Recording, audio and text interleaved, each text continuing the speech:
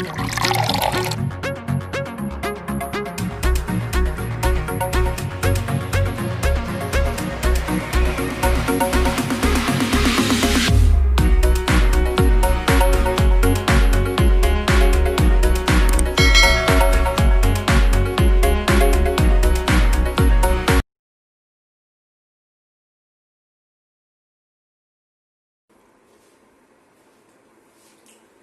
Student, my self Anil Kushwaha. मैं आज आपके लिए क्लास 11th का एनसीईआरटी का चैप्टर नंबर 2 लेकर आया हूँ। बड़ा इंटरेस्टिंग चैप्टर है। आज हम स्ट्रक्चर ऑफ एटम डिस्कस करेंगे, एटम्स के बारे में जानेंगे।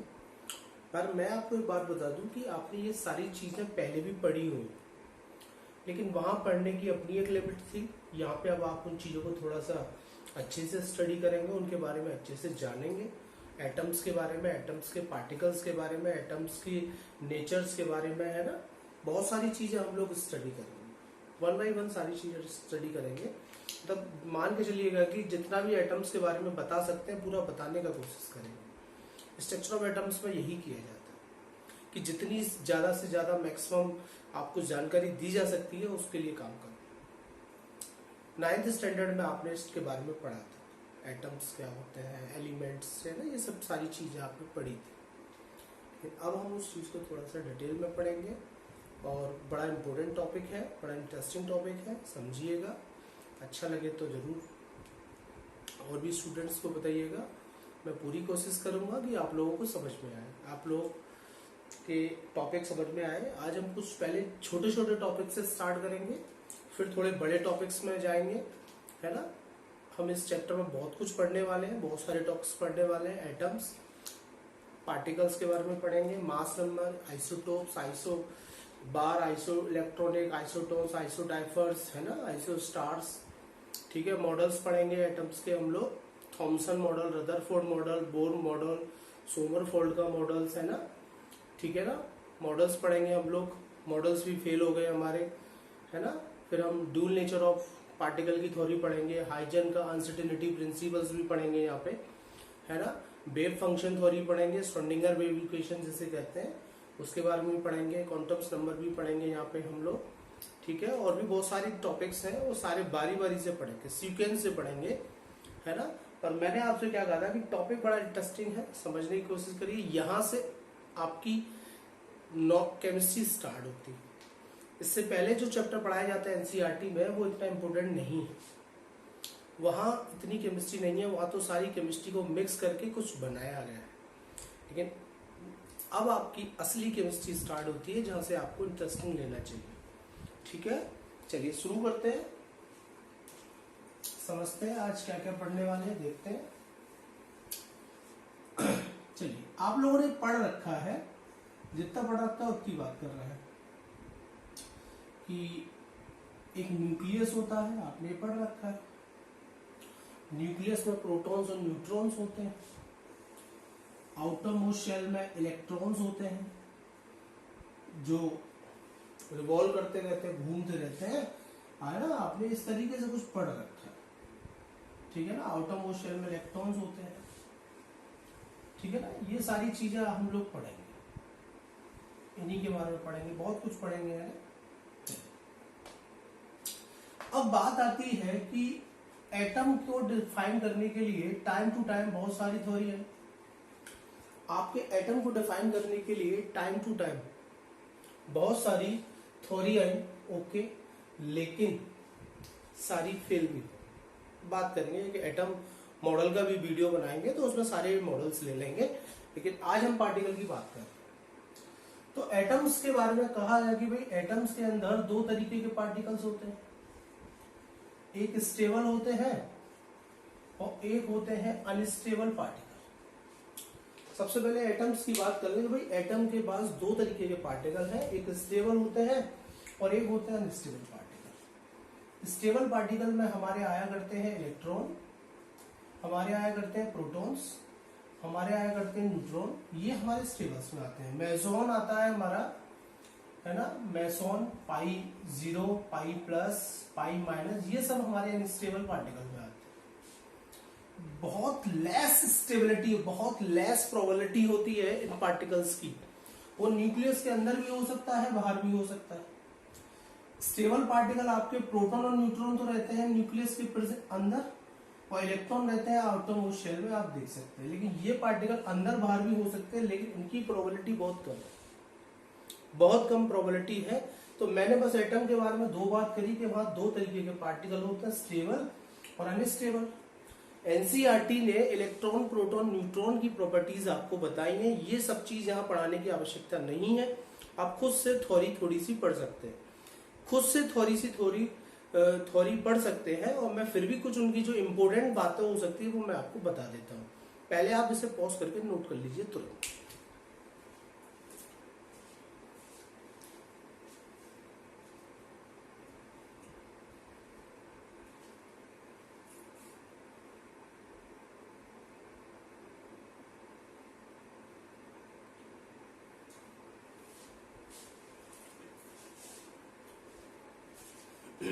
चलिए, तो फंडामेंटल पार्टिकल्स की बात कर रहे हैं, स्टेबल पार्टिकल की बात कर रहे हैं। स्टेबल पार्टिकल हमारे कौन कौन से हुआ करते हैं? एक तो इलेक्ट्रॉन, एक प्रोटॉन और एक न्यूट्रॉन हुआ करता है। तो ये हमारे हुआ करते हैं पार्टिकल, ठीक है। इनके बारे में थोड़ी सी बेसिक नॉलेज होनी चाहिए, थोड़ी सी जरूरत है, मेरे को ज्यादा नॉलेज की जरूरत नहीं है। थोड़ी इनके बारे में थोड़ी सी एनसीईआरटी से आप पढ़ सकते हैं, कोई भी साइड बुक से पढ़ सकते हैं, ठीक है। तो सबसे पहले हम लोग डिस्कस करते हैं इनके चार्ज। तो इसका चार्ज होता है नेगेटिव, प्रोटॉन पे चार्ज होता है पॉजिटिव, और ये होता है न्यूट्रल, कोई चार्ज नहीं। तो अब हम लोग बात कर रहे हैं, तो ये तो हो गया चार्ज, हमारा चार्ज हुआ करता है इलेक्ट्रॉन का नेगेटिव चार्ज, प्रोटॉन का पॉजिटिव चार्ज, और इसका होता है न्यूट्रल, ठीक है। ये हमारा हुआ करता है -1.6 इंटू 10⁻⁻90, नेगेटिव में होगा। और प्रोटॉन का होता है +1.6 इंटू 10⁻⁻90, और इस पर कोई मास चार्ज नहीं होगा क्योंकि ये न्यूट्रल, ठीक। अब बात आती है इनके मास की। तो मास हमारा हुआ करता है, इलेक्ट्रॉन का मास होता है 9.1 इंटू 10⁻31 किलोग्राम, और प्रोटॉन का मास होता है 1.6 इंटू 10⁻27 किलोग्राम, और न्यूट्रॉन का भी मास होता है 1.6 इंटू 10⁻27 किलोग्राम। अगर मास हमें एएमयू में चाहिए, है ना, अगर मास एएमयू में चाहिए, एटॉमिक मास यूनिट, जो हमारी यूनिट थी, मैंने प्रीवियस वीडियो में बताया है, तो इसका होता है 0.00548 एएमयू में है इलेक्ट्रॉन का मास, और प्रोटॉन का मास होता है 1.007 एएमयू कर सकते हैं, है ना, और न्यूट्रॉन का होता है 1.008। अब बात आती है इनके सिंबल की। सिंबल क्या होगा? तो इलेक्ट्रॉन का सिंबल है -1 E0, या आप यूज कर सकते हैं -1 बीटा 0 या E नेगेटिव। तो सिंबल आ गया हमारे पास। प्रोटॉन का सिंबल है 1H1 या 1P1, है ना, this is the symbol of proton. और न्यूट्रॉन का सिंबल हमारे पास हुआ करता है 0 and 1, this is the symbol of neutron. तो लगभग इनके बारे में बहुत इंपॉर्टेंट डिटेल आ गई जिनकी हमें आवश्यकता पड़नी है। मास, चार्ज, सिंबल, ओके, एमयू में मास। अब बात करते हैं डिस्कवरी की। तो डिस्कवरी तो मैं बहुत आसान बना रहा हूं आपके लिए। आप एक लाइन याद कर सकते हैं, ईट पर नाच, थोड़ा स्पेशली आपके लिए है, ईट पर नाच। तो ई माने हो गया इलेक्ट्रॉन, पी माने हो गया प्रोटॉन, और एन माने हो गया न्यूट्रॉन, ठीक है, समझ में आता होगा। ईट पर नाच क्लियर हो जाएगा। ई माने इलेक्ट्रॉन, पी माने प्रोटॉन, और ना माने न्यूट्रॉन, टा माने थॉमसन, ठीक है, थॉमसन, ओके। इलेक्ट्रॉन की डिस्कवरी थॉमसन, प्रोटॉन की डिस्कवरी रदरफोर्ड, है ना, रा से क्या है, आर कर लिए, रा कर लिए, रदरफोर्ड, और चा से मतलब है चैडविक, ओके। ईट पर नाच, ई माने electron, discovery by Thomson, proton discovery by Rutherford, रा माने और ना माने न्यूट्रॉन, डिस्कवरी बाय चैडविक। ऐसे कर सकते हैं, प्रैक्टिस करिए, समझ में आएगा, नोट कर लीजिएगा, फटाफट नोट कर लीजिएगा।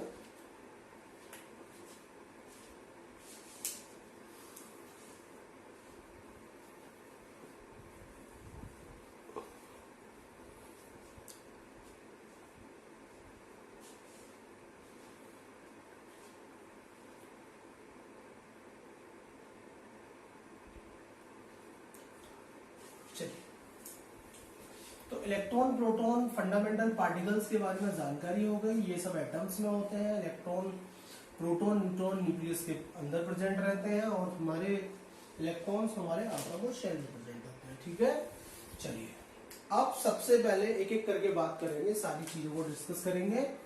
ठीक है, सबसे पहले हम टॉपिक डिस्कस कर रहे हैं एटॉमिक नंबर। सबसे पहले हम टॉपिक डिस्कस कर रहे हैं atomic number. Okay, atomic number it is denoted by capital Z. ठीक है, एटॉमिक नंबर डिस्कस कर रहे हैं, it is denoted by capital Z. Z से डिस्कस कर रहे हैं मेरे बच्चे। ठीक है, चलिए एटॉमिक नंबर निकालने की एक ट्रिक आपको दे देता हूं 20 तक, है ना, केवल 20 तक, ज्यादा नहीं, केवल 20 तक। Lithium, beryllium, boron, carbon, nitrogen, oxygen, fluorine और neon. Sodium, magnesium, aluminium, silicon, phosphorus, sulphur, chlorine और आर्गन। Potassium, calcium. ये आपकी पहली गली है, ये आपकी सेकंड, ये थर्ड, ये आपकी फोर्थ गली है। पहली गली में 2 मेंबर्स रहते हैं, यहाँ पे आपके 8 मेंबर रहते हैं, यहाँ पे भी 8 रहते हैं, यहाँ पे 32 रहते हैं, लेकिन काम अभी आपको 2 लोगों से, आपको केवल 2 लोगों से काम है। ठीक है, चलिए मान लीजिएगा ये कॉलोनी है, यहाँ पे कुछ मेंबर्स रहते हैं, बाहर से कुछ रिलेटिव्स मिलने आए कि भाई हमें कार्बन से मिलना है। बाहर से कुछ रिलेटिव्स आए और रिलेटिव्स आके बोलते हैं आपसे कि भाई हमको कार्बन से मिलना है। ठीक है, मिल लेते हैं। आप इन्हें आज के बाद मेरे तरीके से मिलवाओगे, आप देखेंगे ये आपको फिंगर दिखाई देती होगी। इस फिंगर में आप देखेंगे 3 प्लेन आ रहा है, 3 लाइन आ रही है एक फिंगर में। तो फर्स्ट फिंगर यहां से स्टार्ट होगी, फर्स्ट गली, first row, hydrogen helium. First finger खत्म हो चुकी है, हाइड्रोजन हीलियम, देखें ध्यान से, हाइड्रोजन हीलियम खत्म हो गई। सेकंड रो आपको यहीं से स्टार्ट करनी है, lithium, beryllium, boron, carbon, nitrogen, oxygen, fluorine, neon. देखो 8 पे खत्म हो गया। तीसरा भी यहीं से स्टार्ट करना है, यहीं से, sodium, magnesium, aluminium, silicon, phosphorus, sulphur, chlorine, argon, खत्म। फोर्थ यहीं से स्टार्ट करना है, पोटेशियम, कैल्शियम। मैं फिर रिपीट कर रहा हूं, फर्स्ट रो, फर्स्ट गली, हाइड्रोजन हीलियम खत्म। सेकंड यहीं से स्टार्ट होगी, lithium, beryllium, boron, carbon, nitrogen, oxygen, fluorine, neon, खत्म। Sodium, magnesium, aluminium, silicon, phosphorus, sulphur, chlorine, argon, खत्म। Potassium, calcium. ओके, चलिए किससे मिलना था सर? कार्बन से मिलना था। हाँ ठीक है, कार्बन से मिलना था। ढूंढने चलते हैं कार्बन कहाँ रहता है। हाइड्रोजन हीलियम पहली गली में तो नहीं आया, देखें ध्यान से देखें, हाइड्रोजन हीलियम पहली गली में तो नहीं आया, तो किस में आएगा? दूसरी में जाना पड़ेगा sir. Lithium, beryllium, boron, carbon मिल गया। गली नंबर 2, गली नंबर 2, कमरा नंबर 4, रूम नंबर 4 में मिल गया। तो पहले में कितना है 2 और दूसरे में कितना है आपके 4, और 2 4 कितना होता है 6। This is the atomic number. 2 4 कितना होता है 6। This is the atomic number. और यही आपका इलेक्ट्रॉनिक कॉन्फ़िगरेशन होता है। मैं बाद में बात करूंगा इसके बारे में, अभी यहाँ पे कोई बात नहीं करूंगा। ठीक है, चलिए मान लीजिएगा आपसे कोई कहता है मैग्नीशियम का एटॉमिक नंबर कितना होगा, 20 तक के लिए इलाज है ये, बस ज्यादा नहीं है, ओनली 20 तक के लिए। मैग्नीशियम का कितना होगा सर? चलो ढूंढ लेते हैं कहां होगा, ढूंढ लेते हैं। हाइड्रोहीलियम है क्या? नहीं। Lithium, beryllium, boron, carbon, nitrogen, oxygen, fluorine, neon, नहीं। कहां जाना पड़ेगा? तीसरी गली में। सोडियम, मैग्नीशियम मिल गया, गली नंबर 3, रूम नंबर 2। ठीक है, तो पहले में कितने आए 2 2, फिर 8 2 2 8 2 कितना हो गया 12। This is the atomic number. Copy में मैच कर लीजिएगा, this is the atomic number. Calcium का बात करते हैं, कैल्शियम का कितना हो सकता है? ढूंढिए सर। हाइड्रोहीलियम नहीं आया, lithium, beryllium, boron, carbon, nitrogen, oxygen, fluorine, neon नहीं आया। Sodium, magnesium, aluminium, silicon, phosphorus, sulphur, chlorine, argon नहीं आया। पोटेशियम, कैल्शियम फोर्थ गली में मिला, कमरा नंबर 2। पहले में कितने थे 2, फिर 8 आए, फिर 8 आए, फिर 2 आए, 2 8 8 2। This is the 20। ठीक है, फास्फोरस को ढूंढते हैं। फास्फोरस कहां पे रहता है? ढूंढते हैं, चलो शुरू करता हूं भाई। 1 2 नहीं आया, हाइड्रोहीलियम नहीं आया, lithium, beryllium, boron, carbon, nitrogen, oxygen, fluorine, neon नहीं आया। Sodium, magnesium, aluminium, silicon, phosphorus आ गया। गली नंबर 3, रूम नंबर 3। ठीक है, रूम नंबर 5 सॉरी। तो फर्स्ट में 2, फिर 8 आया, फिर आपका 5 आया, 2 8 5 15 हो गया। This is the atomic number. Practice करिए 20 तक ऐसे ही दबाकर, ऐसे ही प्रैक्टिस करिए दबाकर। ठीक है, बार बार प्रैक्टिस करिए, करने से आएगा। ठीक है, नोट कर लो।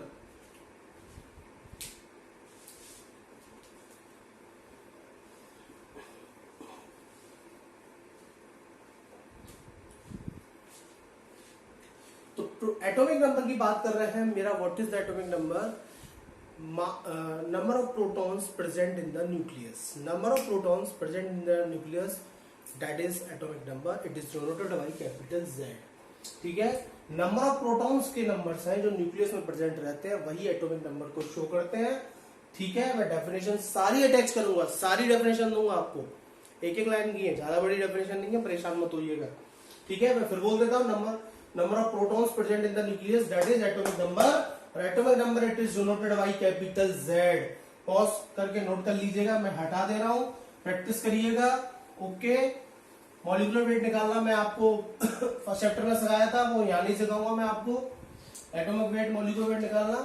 ठीक है, चलिए, एटॉमिक नंबर के बाद आता है हमारे पास mass number. Okay, mass number, mass number हमारे क्या होता है?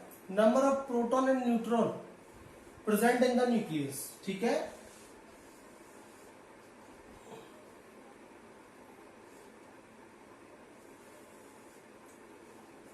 Proton and neutron present in the nucleus, that is mass number. It is denoted by capital A। Nucleus में प्रेजेंट प्रोटॉन और न्यूट्रॉन्स का जो सम होगा वही क्या शो करेगा? आपका मास नंबर। समझ में आता है? बहुत अच्छे से आता है। मैं फिर बोल रहा हूं, न्यूक्लियस में प्रेजेंट प्रोटॉन न्यूट्रॉन का जो सम होगा वही क्या शो करेगा? आपका मास नंबर। ठीक है, और प्रोटॉन से नंबर क्या शो करता है? आपका atomic number. Atomic number Z से डिनोट होंगे, मास नंबर A से डिनोट होगा। ठीक है, मैं डेफिनेशन सबकी अटैच करके दूंगा। मास की बात कर लेते हैं। देखिएगा, किसी भी एलिमेंट को रिप्रेजेंट करने का तरीका है कि एटॉमिक नंबर तो शो करते हैं नीचे, हमेशा एटॉमिक नंबर तो रखा जाता है मेरे बच्चे नीचे, और मास नंबर रखा जाता है ऊपर। ओके, मास का रखा जाता है ऊपर और एटॉमिक नंबर रखा जाता है नीचे। ये तरीका है राइटिंग करने का किसी भी एटम के लिए। अब एक सज्जन आए आपके पास कि वो आपसे बोले कि सर कार्बन के मास नंबर कितना होगा? मैं आपको एक बात क्लियर कर दूं कि एटॉमिक वेट जस्ट इक्वल रहता है मास नंबर के। थोड़ा सा मेरा सजेशन है, आप नोट रखेंगे कि एटॉमिक वेट जस्ट इक्विवेलेंट है इसके मास नंबर के। बाद में डिस्कस करेंगे सारी बात। तो मेरे से सज्जन आके बोले sir what is the mass of carbon, what is the mass number of carbon. ठीक है, मैं आपको तरीका पकड़ा के देता हूं। ये साइंटिफिक ठीक नहीं है, साइंटिफिक बिल्कुल ठीक नहीं है, केवल आपकी हेल्प की जा रही है, आपके लिए चीजें आसान बनाई जा रही हैं। जिनका एटॉमिक नंबर इवन आए उनका डबल कर दीजिए, जिनका एटॉमिक नंबर ऑड है उनका डबल करके एक ऐड कर दीजिएगा। मास नंबर आपके आपके पास होगा। मैं फिर बोल रहा हूं, जिनका एटॉमिक नंबर इवन आए उनका जस्ट डबल कर दीजिए, जिनका एटॉमिक नंबर ऑड आए उनका डबल करके एक ऐड कर दीजिए। ये कोई साइंटिफिक प्रोसेस नहीं है, केवल आपकी कैलकुलेशन आसान बनाने के लिए ये एक तरीका बनाया गया है। ओके, आप ट्राई कर लीजिएगा। कार्बन एटॉमिक नंबर 6 होता है। ठीक है सर, 6 इवन नंबर है, 10 डबल कर दीजिए 12। This is the mass number of carbon. आ गया? आपको बिल्कुल याद नहीं करने की जरूरत है, आप खुद से निकाल सकते हैं। एल्युमिनियम 13 होता है। 13 आपका कैसा नंबर है? ऑड। एल्युमिनियम 13 होता है। 13 कैसा ऑड नंबर? और कितना हो जाएगा? 13 दूनी 26 और 1 27। 13 टू 26, 1 ऐड कर दीजिए 27 जो बताया था। इवन का जस्ट डबल, ऑड का डबल करके एक ऐड करना है। कैल्शियम 20 इवन नंबर 40 हो जाएगा। पोटेशियम 19 ऑड नंबर 39 हो जाएगा। कर लीजिए, डबल करके एक ऐड कर दिया मैंने। फॉस्फोरस 15 31 हो जाएगा। Phosphorus 15 31, sulphur 16 even number 32। ठीक है, सोडियम 11 होता है 23 हो जाएगा। मैग्नीशियम 12 होता है 24 हो जाएगा। आपकी चीजें समझ में आ रही होंगी, है ना? चीजें समझ में आ रही होंगी। नाइट्रोजन में एरर आएगा, एरर तो कई जगह आएगा, लेकिन 95% आपकी प्रॉब्लम सोल्व हो रही होंगी। नाइट्रोजन का आपके हिसाब से 15 आना चाहिए, लेकिन आप इसका 14 कंसीडर करेंगे। ध्यान रखेंगे, न्यूमेरिकल्स में 14 कंसीडर करेंगे मास नंबर इसका। 14.05 कुछ होता है वैल्यू। तो मास नंबर पकड़ में आ गया। कैसे आ गया? इवन का जस्ट डबल, ऑड का डबल करके ऐड करना है। मास नंबर आ गया। मास क्या होता है? प्रोटॉन और न्यूट्रॉन का सम होता है जो न्यूक्लियस में प्रेजेंट रहते हैं। और एटॉमिक नंबर क्या होता है? एटॉमिक नंबर क्या होता है? जो प्रोटॉन्स प्रेजेंट होते हैं न्यूक्लियस में। पॉज करके नोट कर लें फटाफट।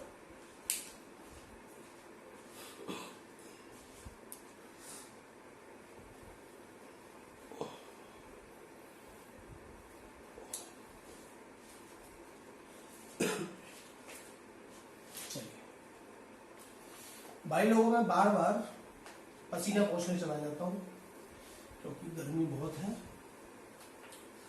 ठीक है, चलिए नोट करते हैं। एक बहुत अच्छी चीज सिखाता हूँ, एनसीईआरटी की प्रॉब्लम है, छोटी छोटी प्रॉब्लम्स है। ठीक है, आपके समझ में आएंगी, नोट करेंगे, नोट डाउन करेंगे। देखिए, एटॉमिक नंबर किसी भी न्यूट्रल एटम्स के लिए, न्यूट्रल समझते हैं, न्यूट्रल तो समझते हैं भाई, जैसे कि A 0 है, A प्लस है और A माइनस है ना, ये न्यूट्रल है। ना तो इलेक्ट्रॉन लॉस करेगा ना इलेक्ट्रॉन गेन करेगा, दोनों में से कुछ नहीं करेगा। ये कैटायनिक है, इसने इलेक्ट्रॉन लॉस किया है। इसने क्या किया, इलेक्ट्रॉन लॉस किया, इसलिए इस पे पॉजिटिव चार्ज होल्ड है। ये न्यूट्रल होना चाहता है तो इलेक्ट्रॉन गेन करना पड़ेगा। ये न्यूट्रल होना चाहता है तो इलेक्ट्रॉन गेन करना पड़ेगा, लेकिन इसने इलेक्ट्रॉन गेन किया है तब जाकर ये नेगेटिव होल्ड हुआ है। लेकिन ये न्यूट्रल होना चाहता है तो इलेक्ट्रॉन निकालना पड़ेगा।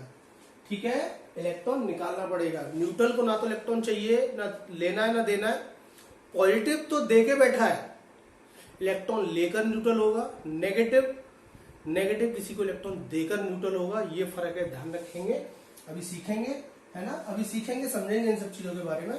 तो एटॉमिक नंबर हमारा जस्ट इक्वल है प्रोटॉन्स के। न्यूट्रल समझते हैं जिसके पास कोई चार्ज नहीं है।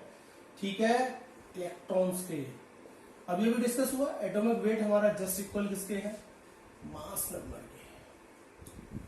चलिए शुरू करते हैं। एक स्टूडेंट मेरे पास आया, सर मैग्नीशियम का एटॉमिक नंबर कितना होगा, मैग्नीशियम में प्रोटॉन्स कितने होंगे, मैग्नीशियम में इलेक्ट्रॉन्स कितने होंगे, मैग्नीशियम में न्यूट्रॉन्स कितने प्रेजेंट होंगे, मैग्नीशियम का सर मास नंबर कितना होगा, जिसको डिनोट कर रहे थे ए से, और मैग्नीशियम का एटॉमिक वेट कितना होगा। ये सारी चीजें सर मैं जानना चाहता हूं आपसे। ऐसी प्रॉब्लम डिजाइन है, कुछ भी कुछ नहीं आता, देखो सब कुछ आपके हाथ में है। आपको याद है मैंने आपको कुछ स्टार्टिंग में सुनाया था, एटॉमिक नंबर निकाल सकते हैं। हाँ सर वो तो निकाल सकते हैं।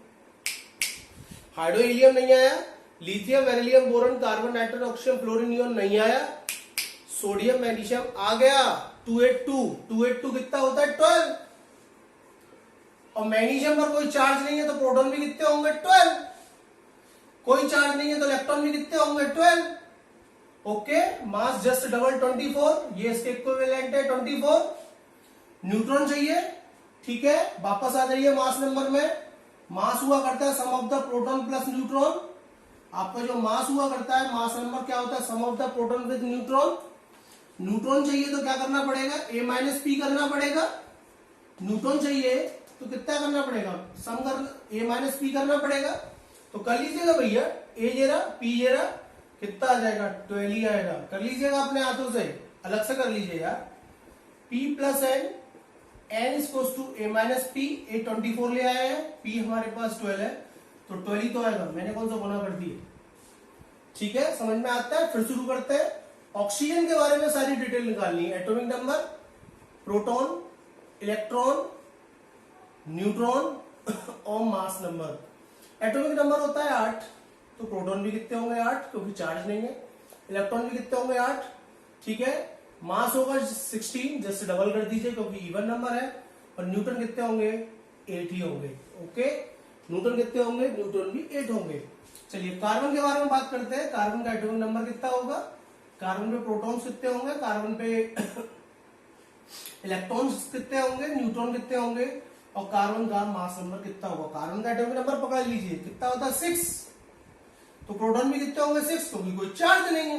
इलेक्ट्रॉन भी कितने होंगे, 6, और न्यूटन कितने होंगे, 6 ही होंगे डियर। इवन होगा तो मास डबल हो जाएगा। आप फॉर्मूले से भी निकाल सकते हैं, आप फॉर्मूले से भी चीजों को निकाल सकते हैं। तो एटॉमिक नंबर निकालना है 20 तक, मास निकालना आया, मास नंबर समझ में आया, न्यूट्रॉन, इलेक्ट्रॉन, प्रोटॉन, न्यूट्रॉन्स निकालना आया। आप किसी के भी निकाल सकते हैं, अपने से ट्राई करिए। सल्फर के, फास्फोरस के, पोटेशियम के, कैल्शियम के, एल्युमिनियम के, अपने से ट्राई करिए। पॉज करके नोट करिए फटाफट।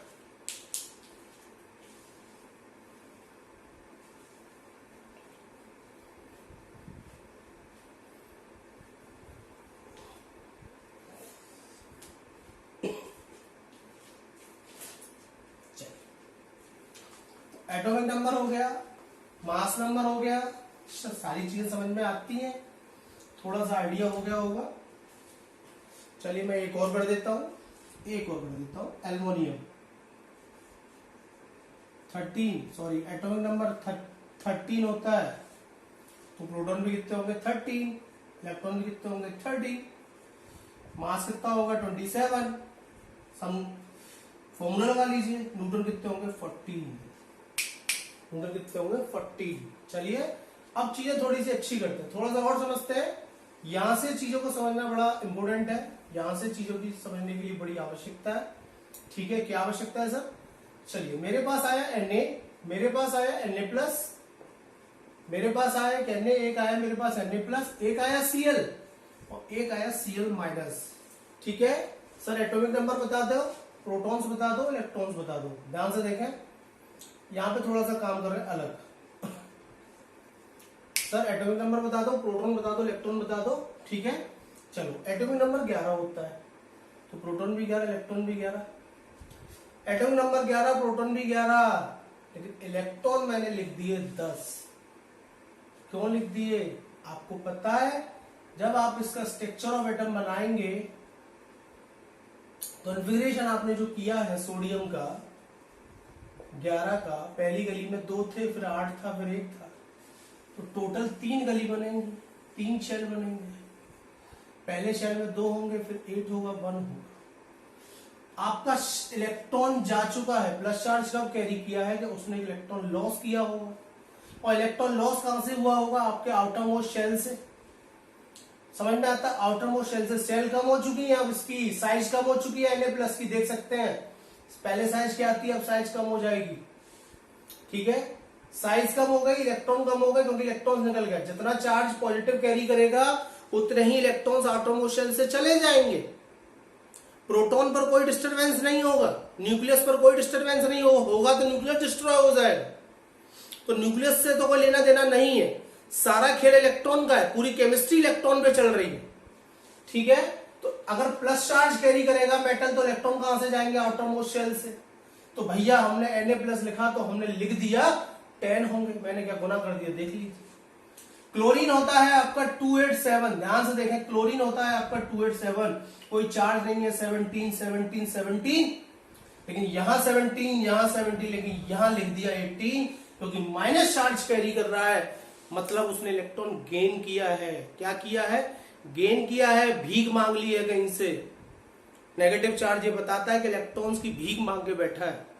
जितने नेगेटिव चार्ज कैरी करेगा उतने ही इलेक्ट्रॉन गेन कर रहे हैं आप। कहां पे ये इंपॉर्टेंट बात है कि कहां पे। ठीक है, इसके भी 3 ही शेल बनेंगे आउटर मोस्ट शेल में। इलेक्ट्रॉन जाता भी आउटर मोस्ट शेल से है और आता भी आउटर मोस्ट शेल में है, इस बात का विशेष ध्यान रखेंगे।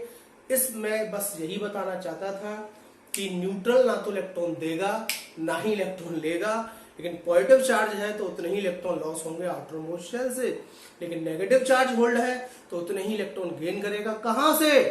आउटर मोस्ट शेल में। ओके, समझ में आ गया होगा। प्लस चार्ज होगा तो मैं इलेक्ट्रॉन निकालूंगा और नेगेटिव होगा तो इलेक्ट्रॉन रख लूंगा। अभी क्वेश्चन कराता हूं, नोट करें फटाफट, मैं पसीना पोंछ लूं इतना।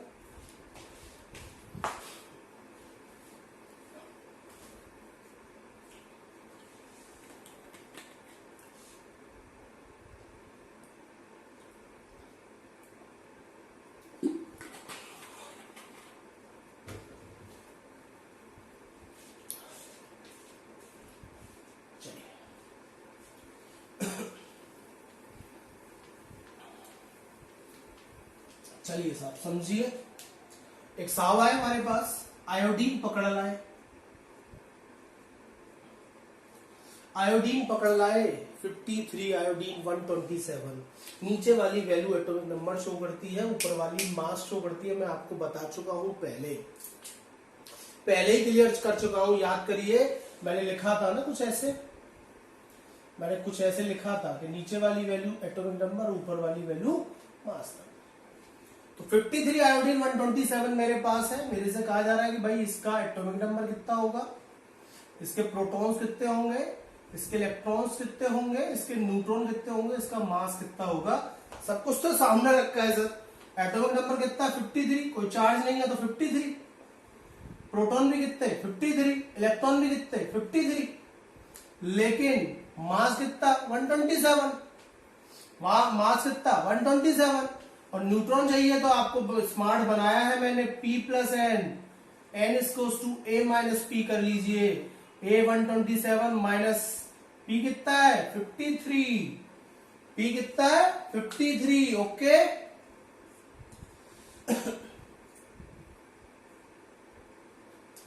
शायद नहीं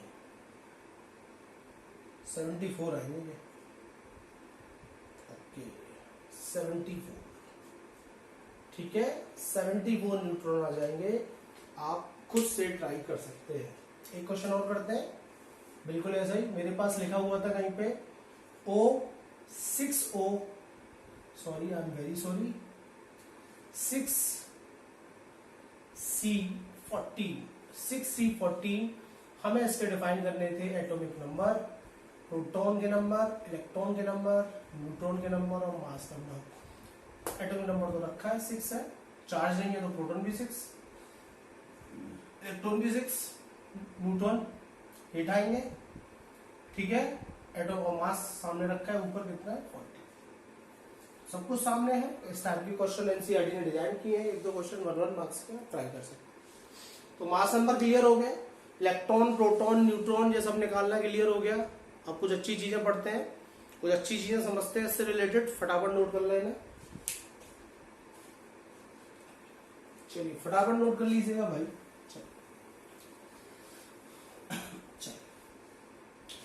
इसी में आगे अपना एक टॉपिक कंटिन्यू करते हैं जिसका नाम है आइसोटोप्स। आइसोटोप्स डिस्कस करना है, देख लीजिएगा आइसोटोप्स क्या होते हैं, ठीक है। सबके बारे में प्रॉपर्टीज बताऊंगा, एक एक करके सारी प्रॉपर्टी डिस्कस करेंगे अपन लोग, ठीक है। पहले देख लेते हैं कि आइसोटोप्स होते हैं। डेफिनेशन में अटैच करूंगा, element having same atomic number but different mass number, it is called isotopes. Isotopes discovery by सोडी नाम के साइंटिस्ट थे, उन्होंने आइसोटोप्स डिस्कवर किए थे। ओके आइसोटोप्स बड़ी इंपॉर्टेंट चीज है, मैं अभी इसके बारे में बात करूंगा। पहले आइसोटोप्स डिफाइन कर दूं, तो मैंने क्या कहा है, सेम एटॉमिक नंबर, फिर देखिए डेफिनेशन अटैच करूंगा, same atomic number but different mass number, it is called isotopes. Atomic number same है और मास के साथ डिफरेंट। जब भी आज के बाद आपको कुछ ऐसे पेयर्स दिखाई दे जाए जिनके एटॉमिक नंबर तो सेम है लेकिन मास डिफरेंट है, वो आइसोटोप्स होंगे। और भी एग्जांपल्स हो सकते हैं,6C12, 6C13, 6C14, ठीक है 6C40, this is the isotopes of carbon. Chlorine के भी है मेरे पास 17 chlorine 35, 17 chlorine 37, this is the isotopes of chlorine. Oxygen के भी है 8 oxygen 16, 8 oxygen 17, 8 oxygen 18, this is the isotopes of oxygen. Isotopes की प्रॉपर्टी क्लियर है, डेफिनेशन क्लियर है कि एटॉमिक नंबर जिनका एटॉमिक नंबर सेम होगा वो आइसोटोप्स होंगे, मास डिफरेंट होगा, ठीक है। पॉज करके जरा नोट करेंगे, अब थोड़ा समझेंगे इनके बारे में। आइसोटोप्स, तो मेरे पास 1H1 आया, मेरे पास 1H2 आया, मेरे पास 1H3 आया, ठीक है सर। इलेक्ट्रॉन प्रोटॉन न्यूट्रॉन बता दीजिए सर जरा। चलिए एटॉमिक नंबर कोई चार्ज तो है नहीं है, इलेक्ट्रॉन 1 होगा, इसका भी इलेक्ट्रॉन 1, इसका भी 1, प्रोटॉन इसका भी 1, इसका भी 1 और इसका भी 1, और 1 में से 1 गया तो 0 लगा लीजिए, वही A plus P, A equals to P plus N वाला फॉर्मूला लगा सकते हैं आप लोग। तो 1 में से 1 गया तो 0, 2 में से 1 गया तो 1 और 3 में से 1 गया तो 2, दिस इज द न्यूट्रॉन, ठीक है। ये बहुत कुछ बताता है आपको, ये टेबल आपको बहुत कुछ एक्सप्लेन करती है। पीटी कहते हैं पीरियोडिक टेबल को। पूरी पीटी के अंदर आज की डेट में 118 एलिमेंट्स डिस्कवर लगभग हो गए आपके। उस पूरी पीटी के अंदर एकमात्र हाइड्रोजन आपका एक ऐसा एलिमेंट है जिसके अंदर नंबर ऑफ न्यूट्रॉन्स प्रेजेंट होते हैं 0। पहले इस चीज को ध्यान रखेंगे, ये चीज ऑब्जेक्टिव में पूछी जा सकती है। कि पीटी के अंदर हाइड्रोजन ही एकमात्र ऐसा एलिमेंट है जिसके नंबर ऑफ न्यूट्रॉन्स कितने होते हैं, 0। ओके, क्लियर हो गई बात। चलिए अब एक और चीज आती है समझ में, पहले जरा इसे नोट कर लीजिएगा क्योंकि मुझे जरा इसमें ब्रीफ में जाना है इसके अंदर। ओके, ये सब नोट कर लीजिएगा, पॉज करके फटाफट नोट कर लीजिएगा। चलिए तो ये बात हो गई, इलेक्ट्रॉन प्रोटॉन न्यूट्रॉन्स ले आए हम लोग, है ना। थोड़ा सा बड़ा बड़ा कर देते हैं, ये था इलेक्ट्रॉन प्रोटॉन न्यूट्रॉन, नहीं तो 1 1 1 1 1 1 0 1 2। हाइड्रोजन को हम लोग हाइड्रोजन कहते हैं, 1s2 को हम लोग ड्यूटेरियम कहते हैं, ड्यूटेरियम, और इसे हम टाइटेनियम कहते हैं।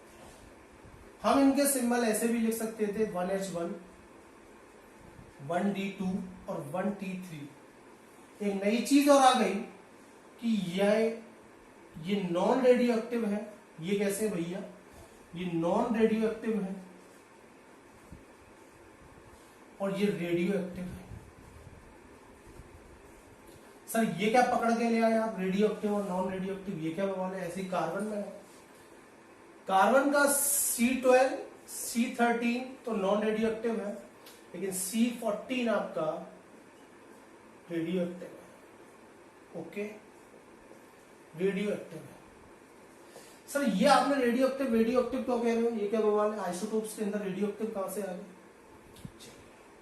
जिनका न्यूट्रॉन अपॉन प्रोटॉन का रेशियो 1 के अप्रोक्स आता है वो सब स्टेबल होते हैं भैया। कैसे होते हैं, स्टेबल होते हैं। सुन लीजिएगा ध्यान से, जिनका न्यूट्रॉन अपॉन प्रोटॉन का रेशियो 1 आता है वो स्टेबल होते हैं, और जिनकी वैल्यूज 1 से ज्यादा आती है वो अनस्टेबल हो जाते हैं, है ना। और अनस्टेबल होने की वजह से वो पार्टिकल लॉस करते हैं, अल्फा बीटा गामा डिकेज होते हैं, तभी रेडियो एक्टिविटी की प्रॉपर्टीज आती है उसके अंदर। ठीक है, तो जिनका न्यूट्रॉन अपॉन प्रोटॉन का रेशियो वो नॉन रेडियो एक्टिव होंगे, जिनमें न्यूट्रॉन अपॉन प्रोटॉन का रेशियो 1 से ज्यादा है तो वो रेडियो एक्टिव होगा। ठीक है, तो कार्बन C14 हमारा रेडियो एक्टिव है, ध्यान रखेंगे थोड़ा। T1 T3 हमारा रेडियो एक्टिव है। तो ये बात तो हो गई। अब जरा वापस आ जाइए काम पर।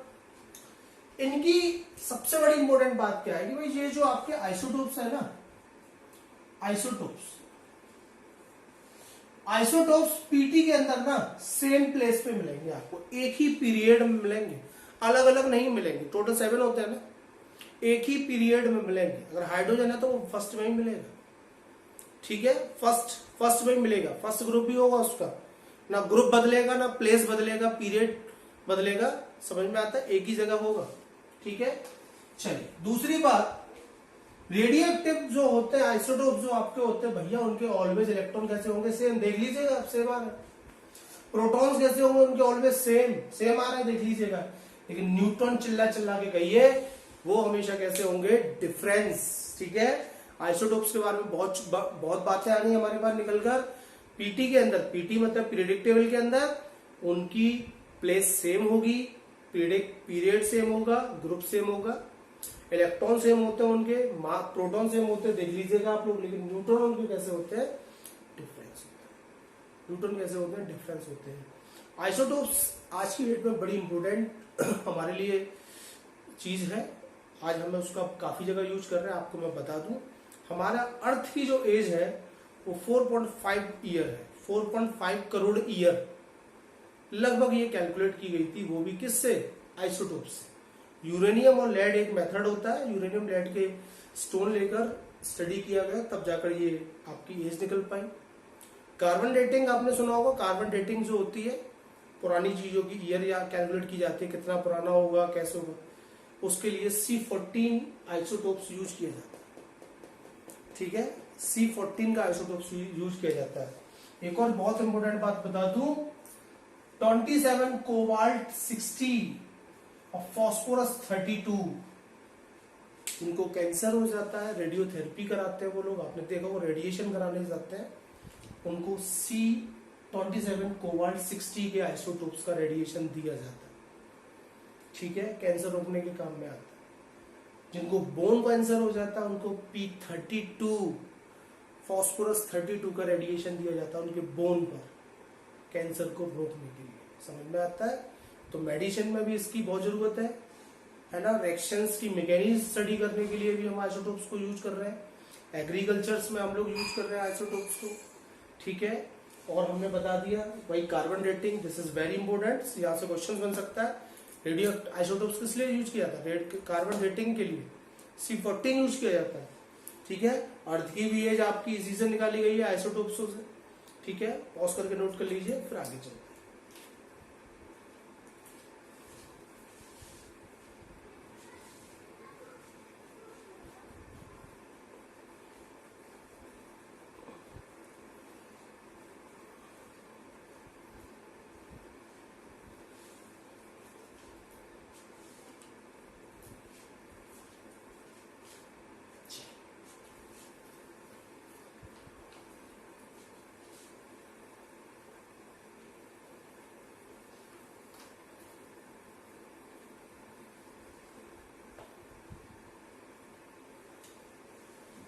आइसोटोप्स के बारे में लगभग सारी बातें कर ली। अब हम बात करेंगे आइसोबार, ठीक है। अब हम बात करेंगे आइसोबार्स।